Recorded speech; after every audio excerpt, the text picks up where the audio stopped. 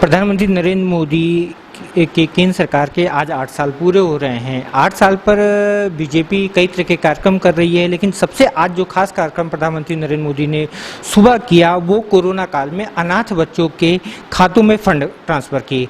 Corona काल की सबसे ज़्यादा मार बच्चों पे पड़ी है और बच्चों के जीवन को दोबारा पटरी पर लाने के लिए राष्ट्रीय बाल संरक्षण अधिकार आयोग यानी एनसीपीसीआर लगातार काम कर रहा है। मेरे साथ इस समय एनसीपीसीआर के अध्यक्ष प्रियंक कानगो हैं, हम उनसे बातचीत करेंगे। सर, बहुत बहुत स्वागत है। सर, आज प्रधानमंत्री जी ने एक अपने कहिए कि बच्चों के लिए एक पैसा ट्रांसफर किया, इसको आप कैसे देख रहे हैं? देखिए, सरकार की संवेदनशीलता को प्रतिबिंबित करने का काम आज माननीय प्रधानमंत्री जी के इस कदम से हुआ है। सरकार के 8 वर्ष पूरे होने पर सरकार बहुत सारे भव्य आयोजन कर सकती थी, सरकार किसी भी प्रकार के कार्यक्रम कर सकती थी, लेकिन सरकार ने, खासतौर पर प्रधानमंत्री जी ने अपनी संवेदनशीलता का प्रदर्शन या प्रकटीकरण करने के लिए उन बच्चों के साथ समय व्यतीत करना उचित समझा जिनके सिर पे से उनके माता पिता का सहारा छिन गया है। ऐसी सोच केवल एक अभिभावक की हो सकती है। आज प्रधानमंत्री जी ने अपने संबोधन में कहा कि मेरा मन तो आपको आशीर्वाद देने का है, तो क्या पता मैं आपको आशीर्वाद दे सकता हूं कि नहीं, लेकिन मेरा मन आपको आशीर्वाद देने का है। तो इस तरीके की बात केवल एक ऐसे व्यक्ति ही कह सकते हैं जो खुद को उन बच्चों के अभिभावक के रूप में देख रहे हैं।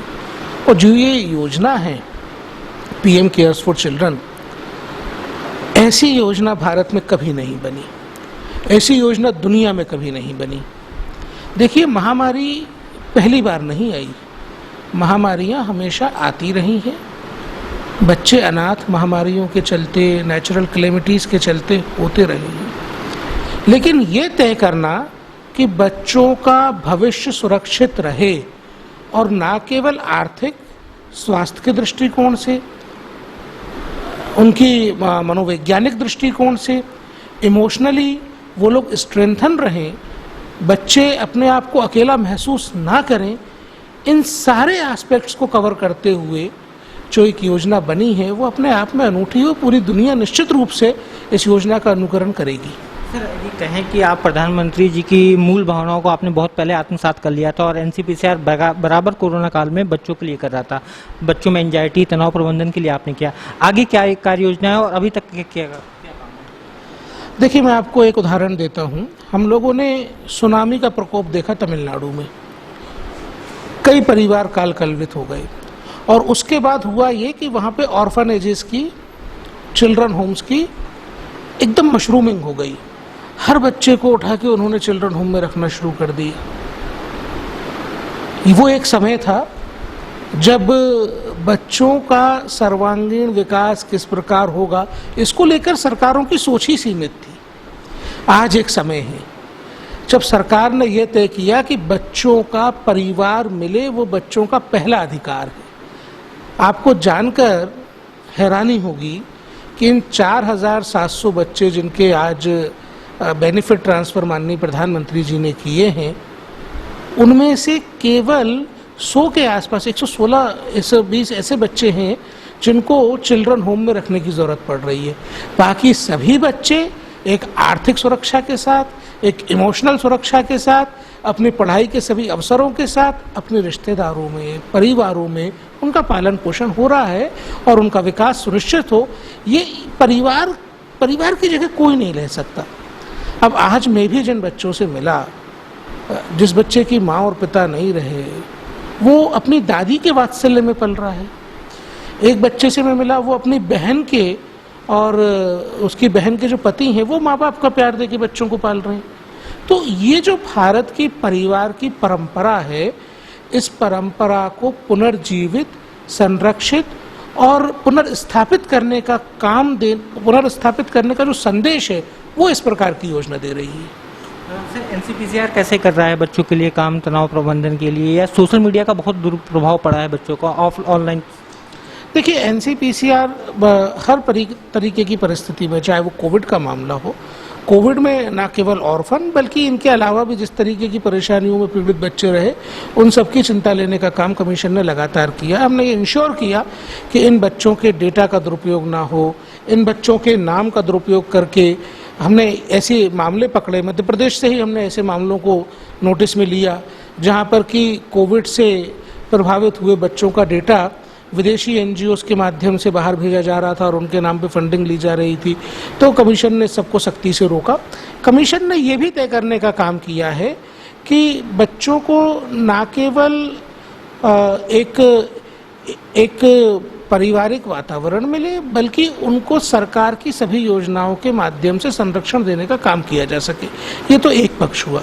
दूसरा सवाल आपका जो सोशल मीडिया को लेकर के था, कमीशन हमेशा ये बात ऑब्जर्व करता रहा है और कहता रहा है कि सोशल मीडिया प्लेटफॉर्म्स की दुनिया बच्चों के लिए सुरक्षित नहीं है। मैं आपको मध्य प्रदेश के प्रोस्पेक्टिव में ही बताऊं, 2 घटनाएं। एक बालाघाट के कोट ट्राइबल एरिया की बच्ची इंस्टाग्राम के माध्यम से एल्यूर करके एब्डक्ट की गई। वो इंस्टाग्राम पे किसी लड़के से उसकी दोस्ती हुई और उसे नहीं पता वो किस उम्र का है, क्या है। ये बच्ची स्कूल जाने वाली 15 साल की लड़की थी और वो इसको ले गया इंस्टाग्राम के थ्रू दोस्ती करके। 2-3 महीने से बच्ची का पता नहीं था कि वो कहाँ गई। आयोग तक जब ये शिकायत आई तो हमने फिर उसको खोजने का काम शुरू करवाया, पुलिस की मदद ली। 2 महीने बाद जब बच्ची वापस हम ला पाए तो वो पश्चिमी उत्तर प्रदेश के एक घर में एब्डक्ट करके रखी गई थी। एक और मामला पश्चिम बंगाल से एक बच्चे को इसी प्रकार इंस्टाग्राम के माध्यम से एब्डक्ट करके लाया जा रहा था और मध्य प्रदेश पुलिस की तत्परता से धार में उसको हम रेस्क्यू कर पाए। तो ये वो मामले हैं जो हमारे संज्ञान तक आ गए और हम लोग रेस्क्यू कर पा रहे हैं। हम ये बात मानते हैं कि तमाम कोशिशों के बावजूद हम हर बच्चे को परेशानी से निकालने के लिए हर घटना तक पहुंचने में सक्षम नहीं हो पाए हैं। हमारे पास सारी की सारी घटनाओं की रिपोर्ट नहीं आ रही है। इसलिए माता पिता का ये कर्तव्य है, स्थानीय प्रशासन का ये कर्तव्य है, स्कूलों का ये कर्तव्य है कि बच्चों को इन खतरों के बारे में आगाह करते रहें। देखिए, बच्चे जब स्कूल जाते हैं, बच्चे जब खेलने जाते हैं, बच्चों के जो दोस्त होते हैं, तो माता पिता को, टीचर्स को ये पता होता है कि बच्चों की दोस्ती, उनका उठना बैठना कहाँ पर है। अब अगर एक 14-15 साल के बच्चे की दोस्ती किसी 45 साल के आदमी से होगी तो माता पिता पूछेंगे भाई ये क्या कर रहे हो। लेकिन सोशल मीडिया की दुनिया में हमको ये पता ही नहीं है कि बच्चे किससे बात कर रहे हैं, हमको ये पता ही नहीं है कि बच्चों की दोस्ती किससे है। वहाँ बच्चों का दुरुपयोग हो रहा है, ऑनलाइन ट्रैफिकिंग हो रही है, चाइल्ड सेक्सुअल अब्यूज़ के लिए बच्चों का इस्तेमाल हो रहा है। इसलिए माता पिता का एक कर्तव्य बन जाता है कि वो बच्चों के सोशल मीडिया अकाउंट्स को चेक करते रहें, बच्चों के मोबाइल डिवाइस को, उनके जो भी जिस डिवाइसेस के थ्रू वो इंटरनेट का इस्तेमाल करते हैं उन सबको रेगुलरली चेक करते रहें और ये इंश्योर करें कि बच्चों का इंटरनेट का यूजेज उनकी निगरानी में रहे। क्योंकि इस दुनिया में जो हम खासतौर पे साइबर दुनिया की बात करें या वर्चुअल वर्ल्ड की बात करें, बच्चे वल्नरेबल हैं, वो अकेले हैं और वो खतरे में हैं। सर, मध्य प्रदेश में एक धर्मांतरण बच्चों का बहुत बड़ा इशू है। आप खुद औचक निरीक्षण करने गए थे, पाए थे। पिछले दिनों भोपाल के बैरागढ़ में भी मामला आया था, इस पर आप क्या कहेंगे? इस पर सरकार को सख्ती से काम करना चाहिए।